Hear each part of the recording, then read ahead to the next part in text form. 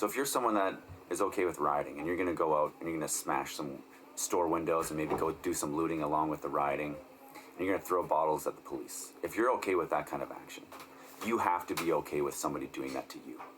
You have to be okay with somebody else that has a different agenda, that has a different social pain or different pain that's been inflicted on them by society. Go into your place of business, smash your windows and take your stuff, smash the windows of your home, walk on your property, hijack your car, throw bottles at your son. You have to be okay with that. And I don't think anybody is.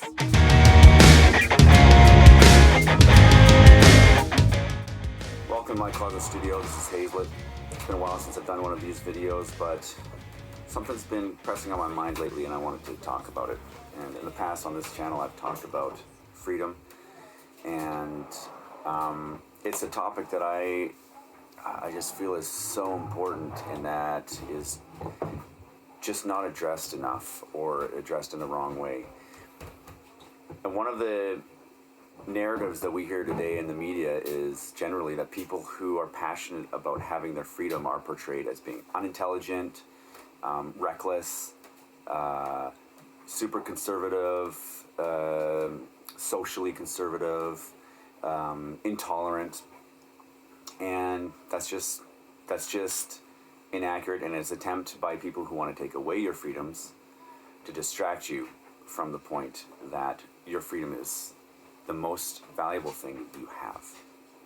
In particular, I want to talk about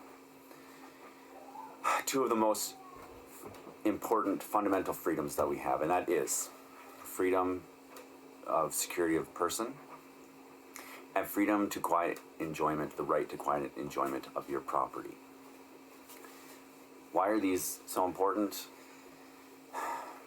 I mean, if you don't have the right to quiet enjoyment of your property, then you spend your money, you get something, whether that's a house, a piece of property, of real estate, or a car, or a TV, whatever. You have that's yours. It belongs to you.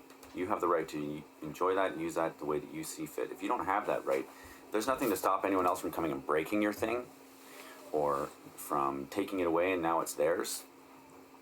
This is like a fundamental building block of society. That the concept that you can own something and then it's yours and nobody else has a right to it. The other fundamental freedom is the freedom of security of person. In other words, that every person has the inherent right to not be hurt, injured, murdered, killed, whatever, by another person. Everyone has that right. And so this is like the fundamental of our criminal law in the West, generally speaking.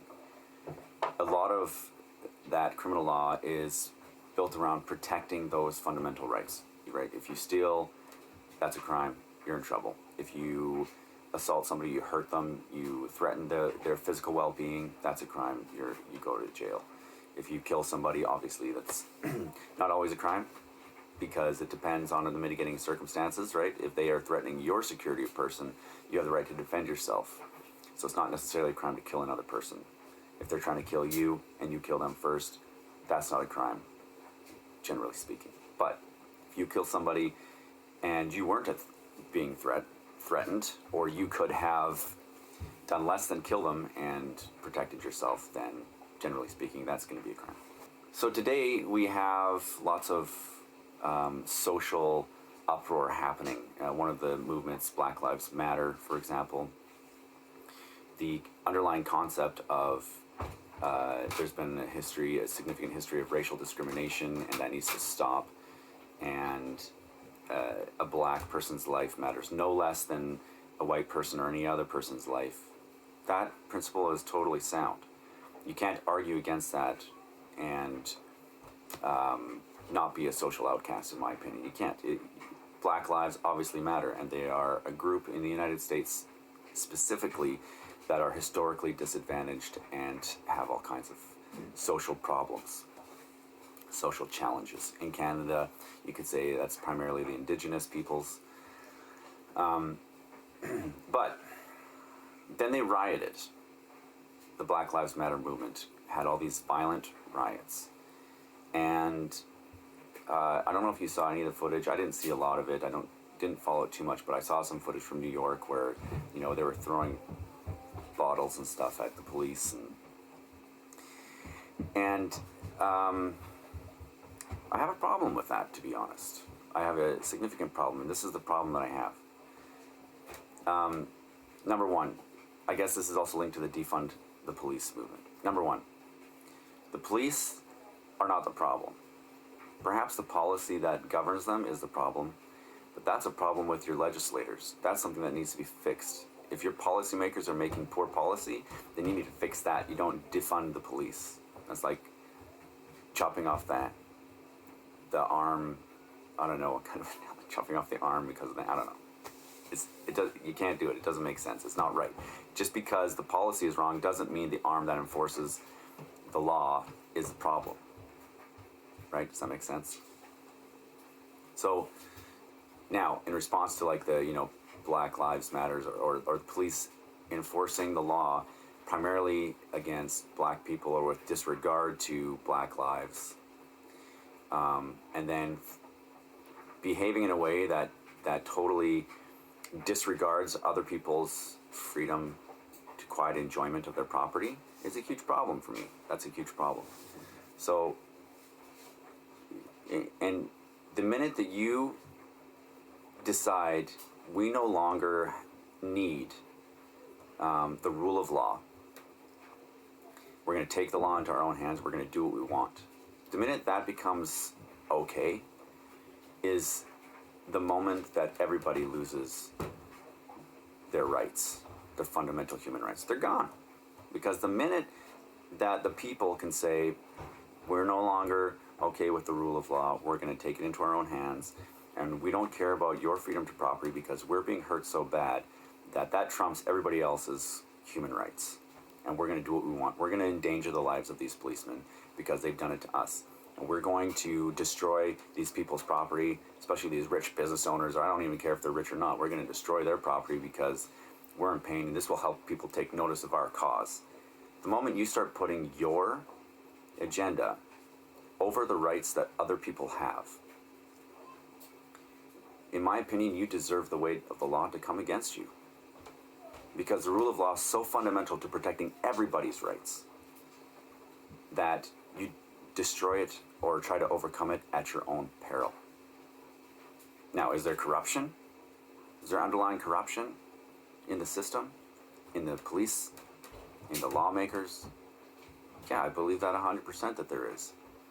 So there are ways, there are mechanisms that exist in order to address those types of problems. And if people put the same energy that they put into rioting, if they put that into petitioning their lawmakers, organizing themselves and lobbying,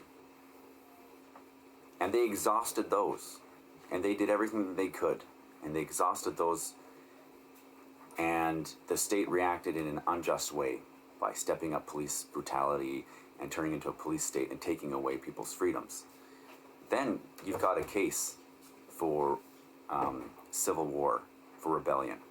Now, where you are as a police force always seeing the same types of people committing the crimes. So in Canada, maybe there's a higher crime rate on reserves or with Indigenous people, or other people that aren't Indigenous that live on the streets, and people that are addicted to drugs. These are generally the people that are committing a lot of the crimes that are keeping the police busy.